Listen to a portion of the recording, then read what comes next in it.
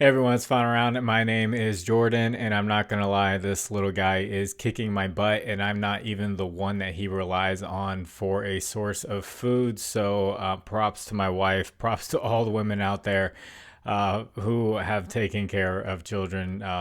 They're like superhumans. For me, I had a little bit of time to dig through the lines, and I looked at pretty much everything, and there was one line that stuck out immediately for me that I really like. I'm going to put this in the video, and then I'm going to make this a pinned comment video for tomorrow, so I can get some sleep, and then after, doctor's appointment and all that for the baby, take a look at some more lines. There's a few games that have high blowout potential, so I do want to see some of the backups lines come out for some of these teams. I think that there could be some good plays there, and also we don't have the Grizzlies and the Celtics lines out yet because the Celtics will be on a back-to-back. But I'm going to jump right into this. You'll see an image that comes up on the screen right here. That's from a data app called Outlier. There will be a link in the description that'll give you a 7-day free trial for Outlier. So the one play that jumped out right away for me that I really like is Isaiah Hartenstein of the Thunder over 11.5 rebounds at minus 125. Now, I'm not going with his points this time around. He was being consistent, shooting around 12 shots a game, and then he comes out of nowhere and he takes 3 shots, and one of them was like a final 3-point heave near the end of the game. So really it was kind of just 2 shots when it really mattered. Then it became a blowout, but he killed it with the rebounds in the last game. So with the matchup, he's going up against the Pelicans, who give up the most rebounds to the center position, and they shoot the second lowest field goal percentage in the past month, which obviously is resulting in a ton of rebound opportunities for players, and Isaiah Hartenstein is that guy for the Thunder. So I give the matchup an A+. Recent history with the Thunder, he's gone over this in 5 out of 7 games, averaging 22 rebound chances in the last 5 games. So I give that a B. Head-to-head, he played them just once last year with the Knicks. He played like 14 and a half minutes. So I'm going to call this an NA because I just don't feel like this applies to this play or can really help out with this play. So no grade for head-to-head with that just one matchup, 14 and a half minutes.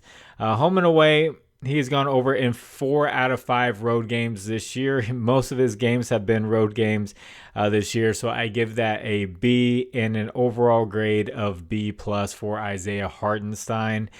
So like I said, everyone just check the pinned comment. I will potentially get maybe 1 or 2 more plays in there. There is an early Cavaliers-Hornets game, so probably nothing from that. That is one that has high blowout potential for the Cavaliers. Looks like LaMelo's going to be out. Bridges is going to be out. It's going to be all on Brandon Miller pretty much to take his 25 field goal attempts, and he has really high lines. So I'm kind of staying away from that game. I was looking at some first quarter props for that game because I feel like it could be a blowout. It should be a blowout. And then there's just some other matchups that we just have to, kind of be cautious about with the spread being double digits for this Saturday. So championship Saturday for college football and all that. And if you guys could, please like the video. And if you haven't, please subscribe to the channel. If you have a little bit of extra time, could you leave a comment for the algorithm? And I'm not going to do an ad read for this video because I just have one pick in the video. But hopefully you have heard that I said check the pinned comment.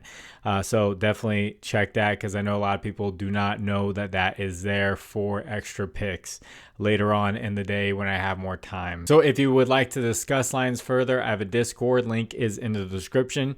You can hop on in there and talk about college football, NFL, basketball, all that good stuff will be going on. It's a great community. It's free. I'd love to see you just jump on in there.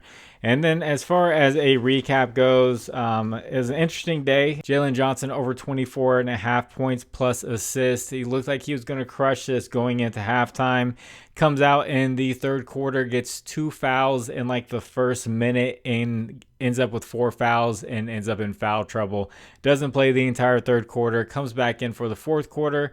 Can't really find the rhythm that he had. DeAndre Hunter was going off. All the backups who kind of filled in for him were going off. And, once you lose that rhythm, you kind of, you sit back and you don't really get it back. And then it even went overtime, and he really didn't do much. So that one sucked. Just got thrown off by that foul trouble, but it is what it is. Giannis over 4.5 assists. So this one, lately he had been attacking the basket, and teams have been double teaming him and forcing the ball into his teammates' hands. But I was watching that Celtics game, and the Celtics, they actually backed off defensively, and they dared him to shoot that mid-range shot. And he didn't do too bad with it, but that's kind of his Achilles heel that he's been working on, is trying to hit that mid-range shot, from the short corner or from the elbow of the free throw line.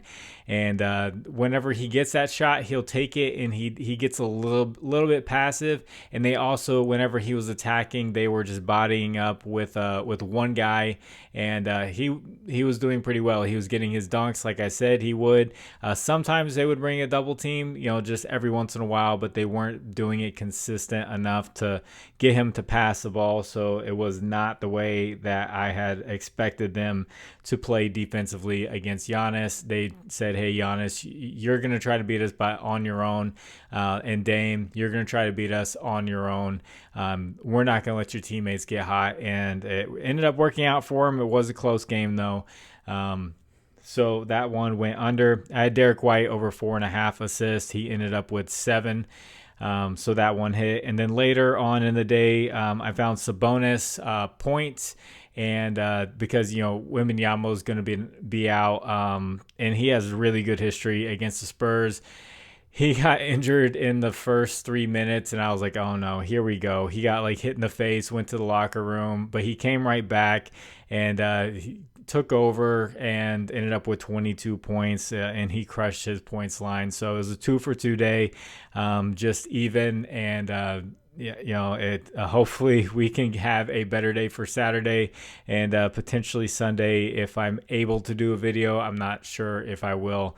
But as of right now, just that one Isaiah Hartenstein play is the one that jumps out for me.